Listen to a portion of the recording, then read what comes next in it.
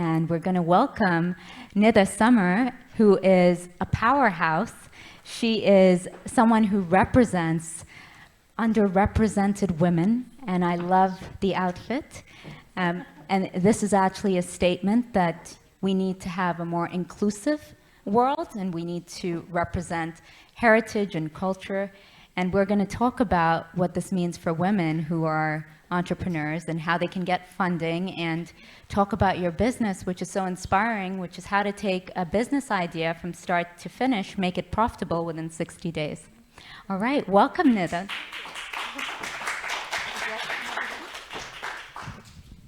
Would you like to? Hi. You can use that mic. Yeah. Oh, this one? Yeah, that Okay. works as well. Super. I think. Does it Can work? can everyone hear me with this, or am I? Yeah. All right then. Are we using this? Or You should you could pick. We could Okay. switch. Okay, sounds good. We could switch from mic to mic. All right. All right. So Nida, maybe you want to start by just sharing a little bit about your background, your story. You've got a really amazing professional background, and the work that you've been doing for women is amazing. So maybe start by just sharing a little bit about your story and why you do what you do right now. Sure. Thank you, first of all, for inviting me to this forward conference and conversations.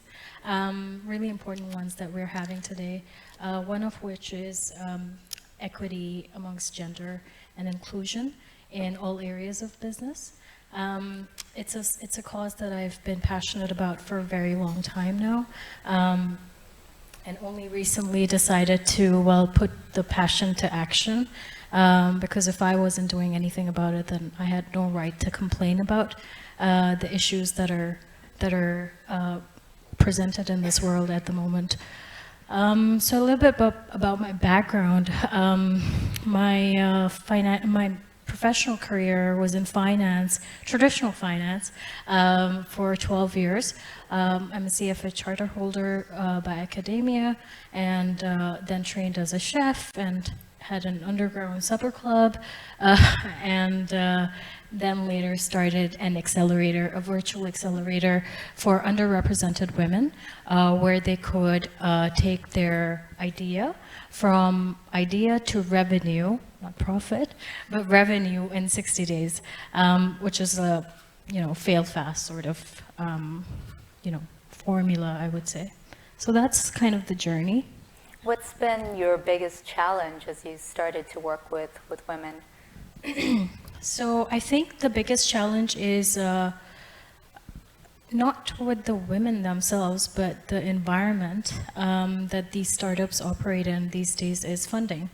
It's common knowledge these days that traditional funding for women-owned businesses, especially solo women-owned businesses,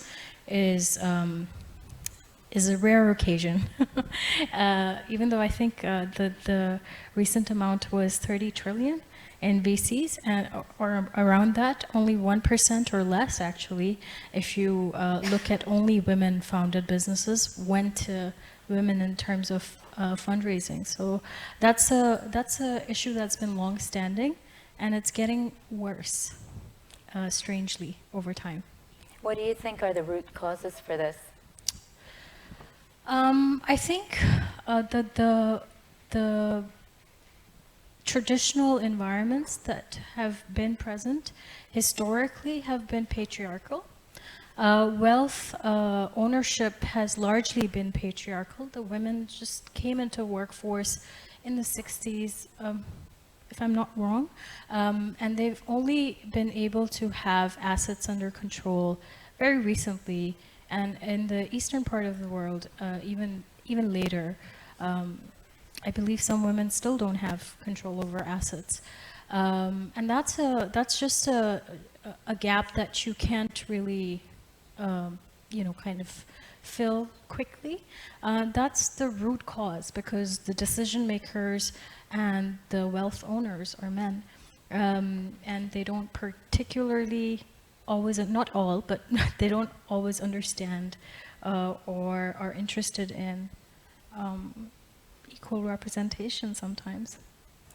And what do you feel right now with Dubai being so forward-thinking and inclusive, and there's a lot of women empowerment programs, a lot of women entrepreneurs. I mean, look at this room, right? Everyone wants to do something, and they are doing. Yeah, I mean, it's an amazing space, right? It's lovely to be here and to see women creating their own businesses, thriving. What do you feel right now in Dubai is the scene in regard to women entrepreneurs as compared to back home? Because I think we had a really interesting conversation about underrepresented women. I'm from India originally, and Nida is from Pakistan, right? This is love across the border right here. And we were talking about how we could support women in our home countries. So when you look at Dubai and the environment being created here versus back home, how do you look to tackle getting more women in Pakistan, for example, to get the funding they need? And we talked about how blockchain technology, right, can help us with these borderless economies.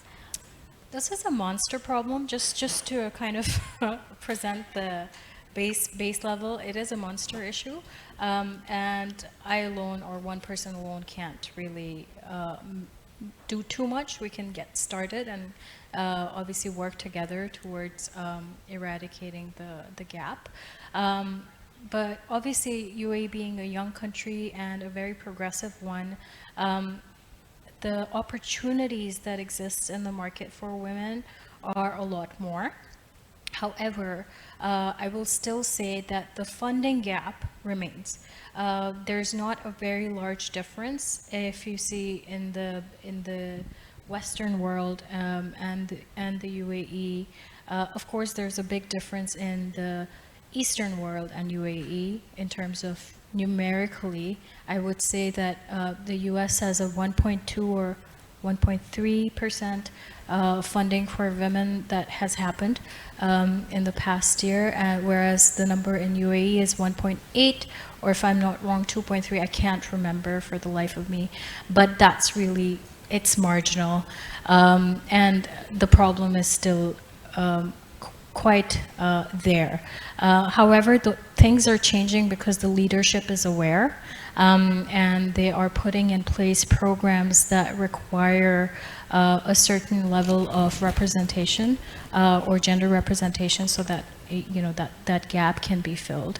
However, when you come to talk about India or Pakistan, just the basic sort of entry point to business is kind of really low for women. That can be cultural, that's educational as well. There is a wealth gap that's obvious, and the number is ridiculously large. So how to change that is honestly, I may sound biased, but have more programs like 60-Day Startups, which is the accelerator we run, which is a virtual accelerator, so that we can be inclusive. And it is a fail-fast, bootstrapped sort of program where women are not necessarily pushed towards fundraising activities, but more revenue-generating activities, so that they can create wealth for themselves.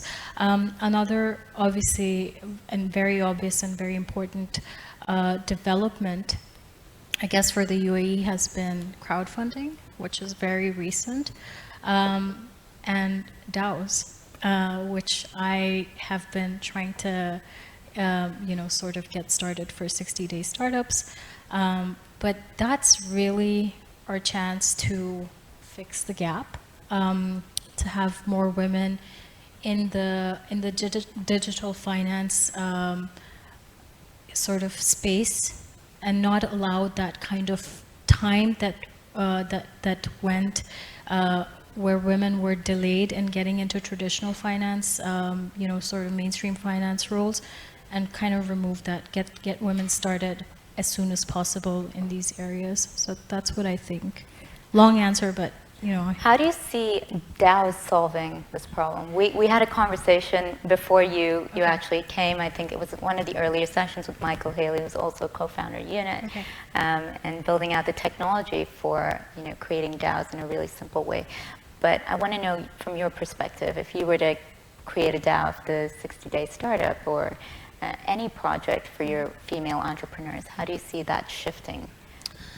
So I think community is becoming really important, and everyone wants a say in how their money is spent, really, and they want to create impact, and they want to see their impact. They want to measure their impact.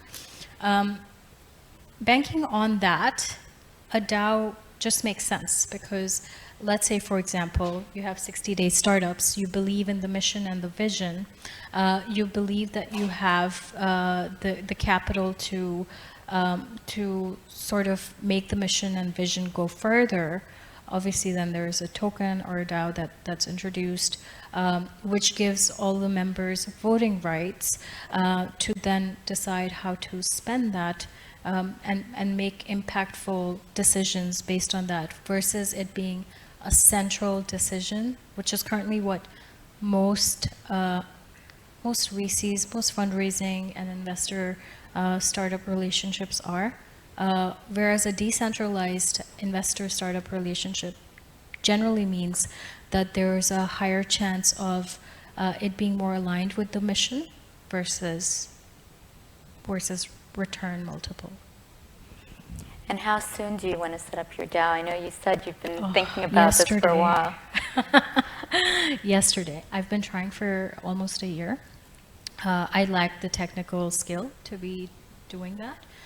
Very honestly, I know enough about crypto and I've believed in it for a very long time, and the blockchain.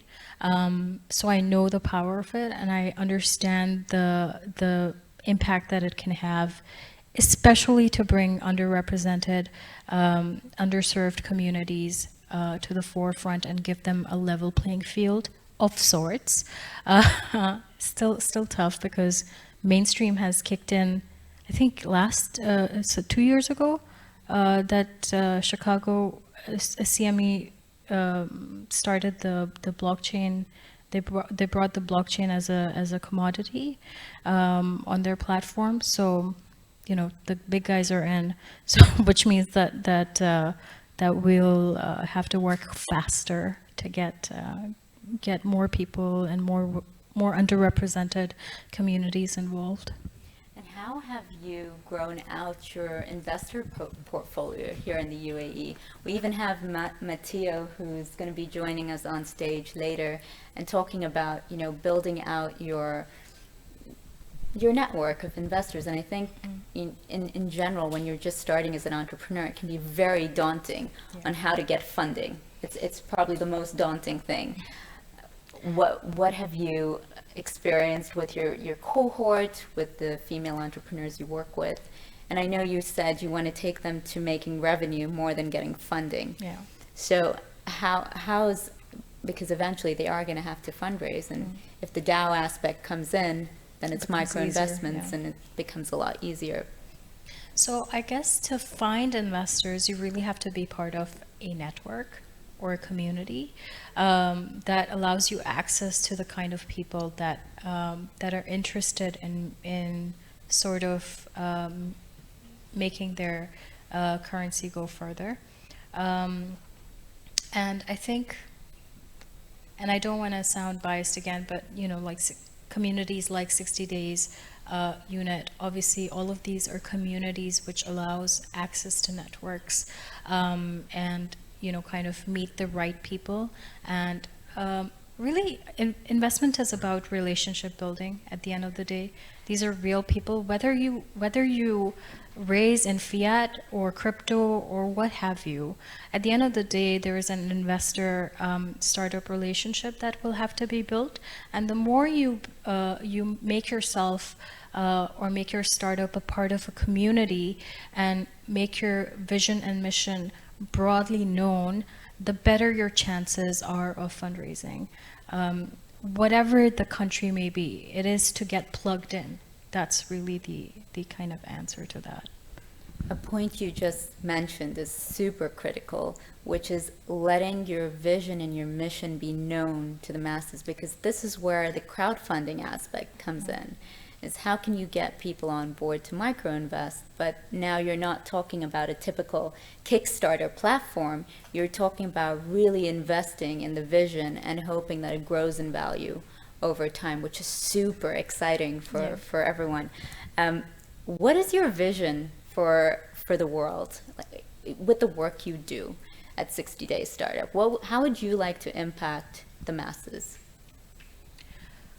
I hope in time 60 days ceases to exist because it doesn't need to. That's really the ultimate goal and hope, because there need not be any organization to help underrepresented. There should be no underrepresentation in ecosystems like these. I think that's really the ultimate goal. Whether that is achievable in my lifetime or not, I don't know.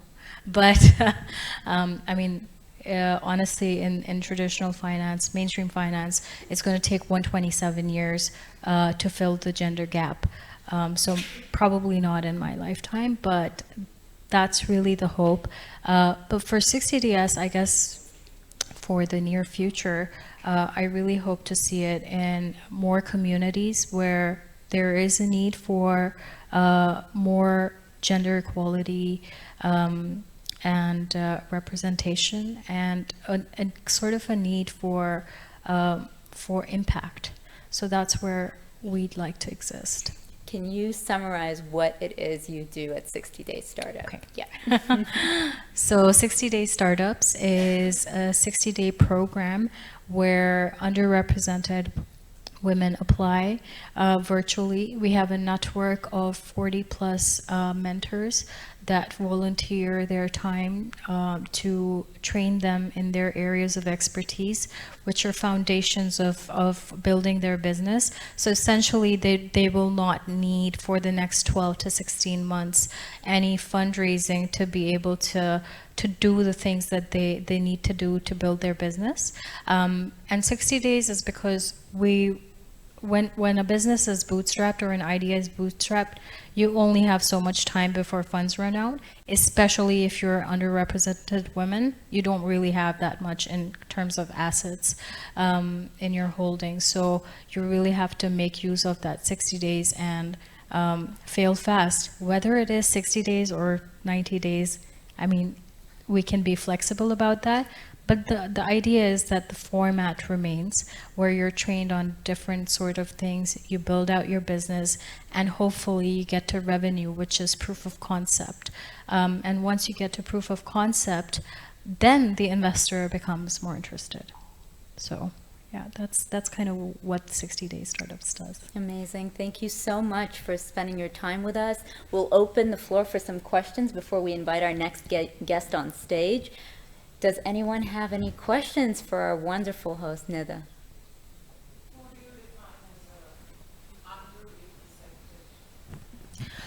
So underrepresented is people who look like me, you know, or yeah, and you perhaps, people that look different from the more popularly financed, you know, startups and initiatives. I don't mean it in any derogatory way, but there is more need for women of color, Black and indigenous, you know, to be part of the mainstream and be seen as people who are doing things and investable ideas. So there is a bias, and I think we all shy away from saying it, but that's the truth. So. I just have a very basic observation on this mindset. It is usually accepted as a evil mindset. We are both on the Unfortunate. same page. We are both on the same page. But I observed something just yesterday. And this is where probably there is some doubt that has seeped into my mind vis-a-vis underrepresentation of women probably in the mainland. There was a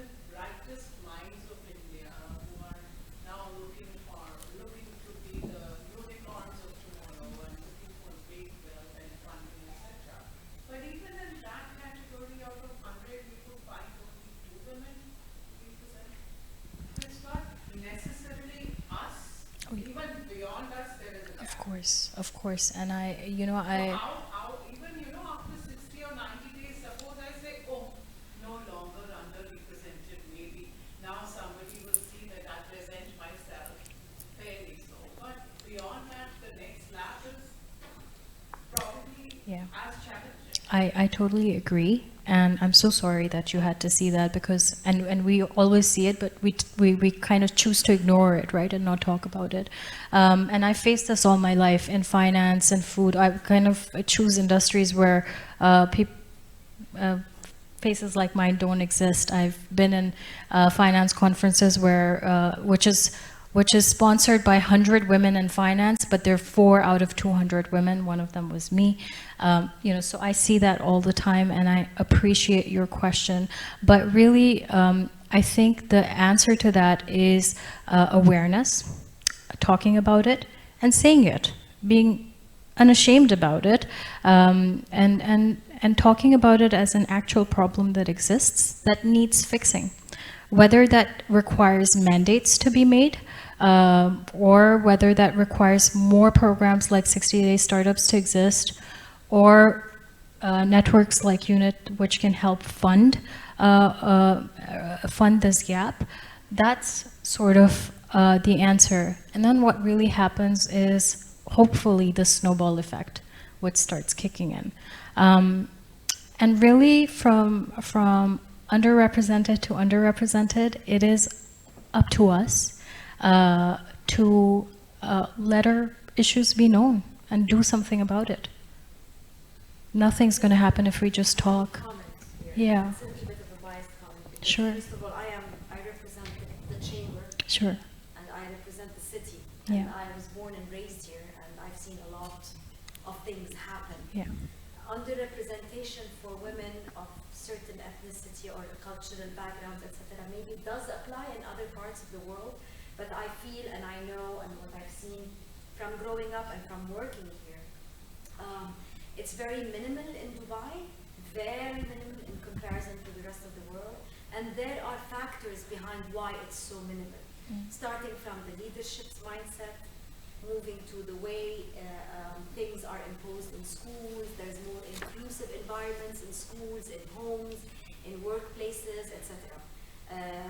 So I feel like when you were telling the ladies that, from one underrepresented to another, I kind of like felt that Dubai is not really applicable that much, because we've seen it here. Everybody has a chance, everybody has an opportunity, and there are so many women from all type of cultural backgrounds in Dubai and in my council here who are phenomenal entrepreneurs. They are hardworking, they're very passionate about what they're doing, and when they strive, they get to what they want. They get funding, they get sponsored, they get mentored. I think it all depends on the person herself or himself. It's how you put yourself out there. And of course, it really helps if you are in a country where That the helps, leadership yeah. supports that. And it also helps with the mindset of your own home. Yep. And what kind of mindset you're passing on to the younger generation, Absolutely. which I believe play a huge role in shifting that mindset for the future. Absolutely. And coming, I was born and raised here, and I love this country to bits, and for all the reasons that you've just said. And I think that the context is a little bit more global and not just Dubai. Also, the context is maybe startup and the metrics that are received. I'm a numbers girl. Numbers don't really lie. So when I see fundraising numbers and reports being done by large VCs and stuff like that in the UAE that have been present for a while, I believe that. Have I experienced similar issues? Yes. Are there other people I know that have experienced these biases? Yes. Are there people that have also had the other flip side of the experience? Yes. So all of that exists. In Dubai, less so than in the Gulf or the subcontinent. So I agree with you on a lot of points, and also choose to hold my point of view on a couple others. We'll take one more question or comment. Hi, good afternoon. Is this on? Good afternoon, Dr. Rubina Malik, and pleasure to meet you. I'm Pakistani as well from the U.S., obviously, from my accent.